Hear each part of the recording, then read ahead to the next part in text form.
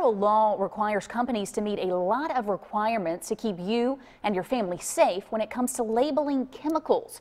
Usually you'll see stuff like child-proof lids and warning labels. But what the law has trouble protecting you from is putting those chemicals into other containers. That quick convenience for your cleaning supplies could cost you or a loved one their life. Mark Dillman was a strong, healthy 37-year-old, never in the hospital a day in his life. But that was 5 months and 60 pounds ago, before a swig from a Powerade bottle changed his life forever. A friend of the family had left it in the car, and we grabbed it thinking it was part of our groceries. The friend had poured air conditioner coil cleaner, an extremely corrosive bright blue liquid, in the Powerade bottle to take to his uncle's house. Then the next day I was working out in the yard. It was probably 9 o'clock in the morning and it was hot. Grabbed it out of the freezer, not noticing it wasn't frozen or anything. Took one big gulp and it changed everything. He started convulsing, screaming, vomiting, and felt his insides turn to an inferno. It was hell. I begged God, I begged the doctors, the EMTs just to kill me. He spent days in the ICU and weeks in the hospital. They said I shouldn't have made it past the first night in ICU, that it's a miracle that I'm alive. One thought that still haunts Mark: what could have happened, since his 8-year-old nephew was home that day too. I thank God it was me instead of him, you know, so he's my world. You know, I love him to death.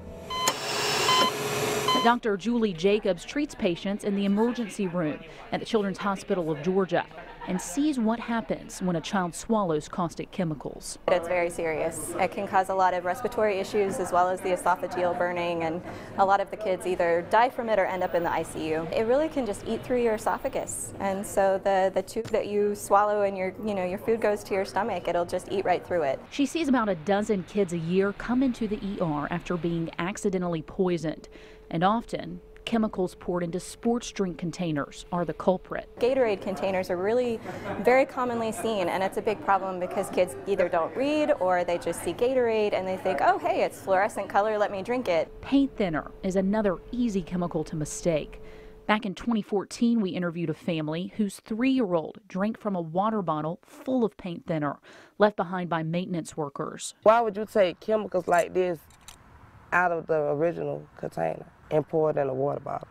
Unfortunately, it's more common than you might think, and usually just out of convenience of having a smaller, empty container lying around.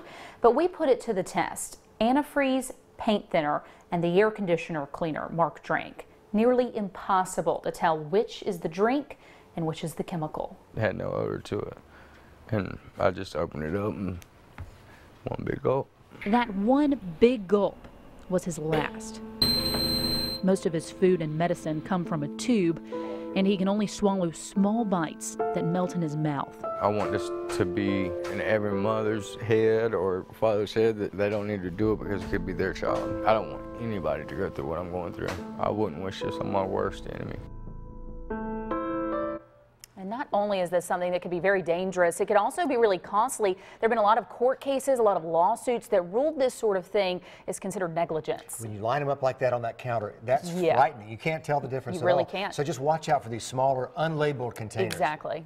Don't do it just out of convenience. And what's the first thing you should do if you find yourself that it's too late once you've taken that swallow? Absolutely, and that's what's interesting. Each chemical can be different. So in Mark's case, he drank water afterwards just as an instinct, but that was a concentrated chemical, so it activated it and made it worse. So you need to call poison control because every chemical is different. Some they'll ask you to eat bread to soak it up. Some they'll say induce vomiting. So first call should probably be poison control. And if it's an unmarked container, you have no idea what to tell the people? You just would never expect it. Yeah, so call 911 in that case. Thanks for shedding light on that.